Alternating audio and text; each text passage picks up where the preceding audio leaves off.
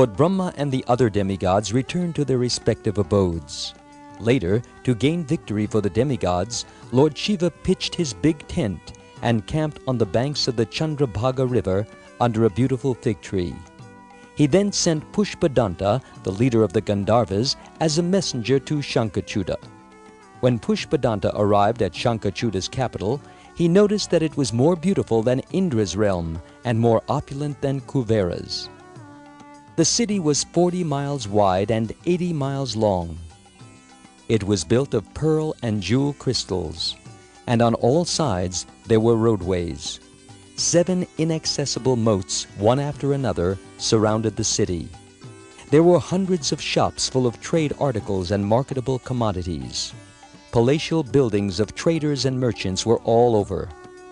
Thousands and thousands of beautiful buildings, constructed with scarlet gems, inlaid with various ornaments, and decorated with fancy articles, gave the place a boundless charm.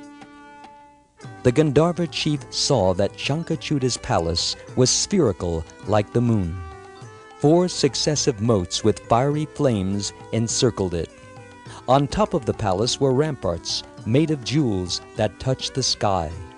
The palace was inaccessible to enemies, but offered no hindrance to friends. The 12 gates, decorated with lotuses, jeweled mirrors, paintings, and statues, were guarded by 12 gatekeepers. On all sides, the palace was protected by very powerful, graceful, well-dressed, and richly adorned demons who were holding heavenly weapons in their hands.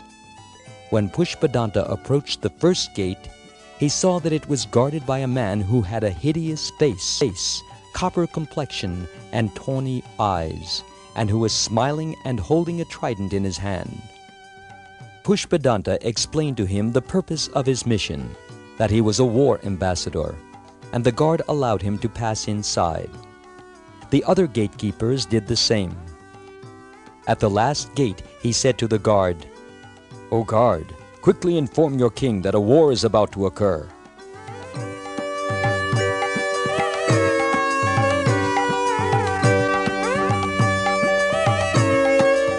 The guard did so and, obtaining Sankhacuda's permission, ushered the messenger inside. There, the Gandharva saw the well-formed, handsome demon seated in the center of the royal assembly on a golden throne. One attendant was holding a jeweled umbrella over the king's head, while other attendants were fanning him with white chamaras or whisks. Countless demons surrounded him, and armed guards walked here and there. Sankhacuda was beautifully dressed in heavenly garments, covered with garlands, and anointed with fragrance. Seeing all this, Pushpadanta was thunderstruck and said to Sankhacuda, "O king, I am a messenger of Lord Shiva, and my name is Pushpadanta. My lord has ordered me to tell you the following. The demigods have sought the protection of Lord Hari, so you had better restore to them their kingdoms and rights.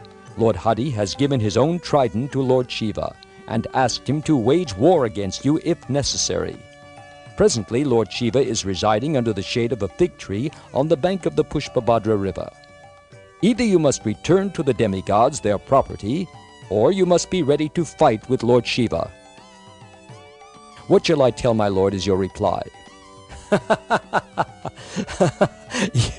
You had better leave. I shall go to him in the morning."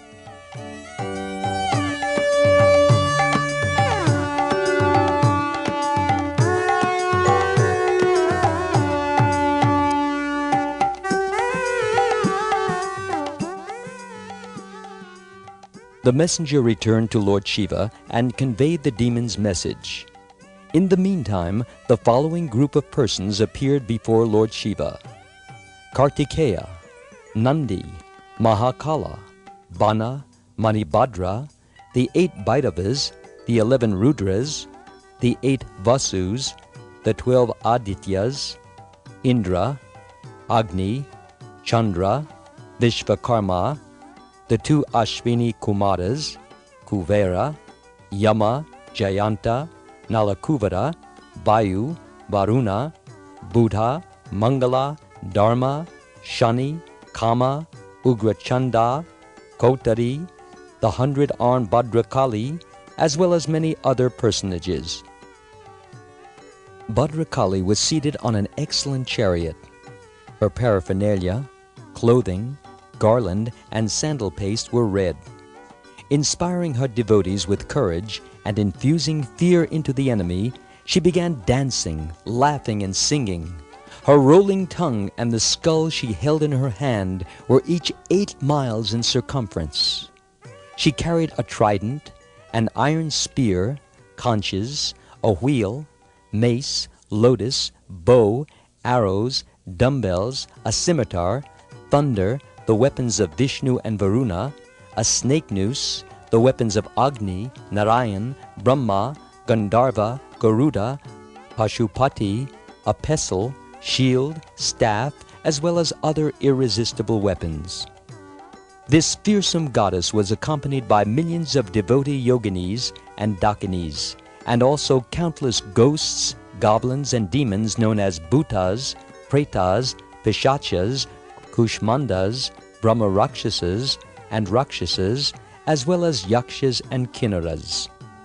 Then Kartikeya bowed down to his father Lord Shiva, who asked him to sit on his left side and help him. The army remained there in battle array.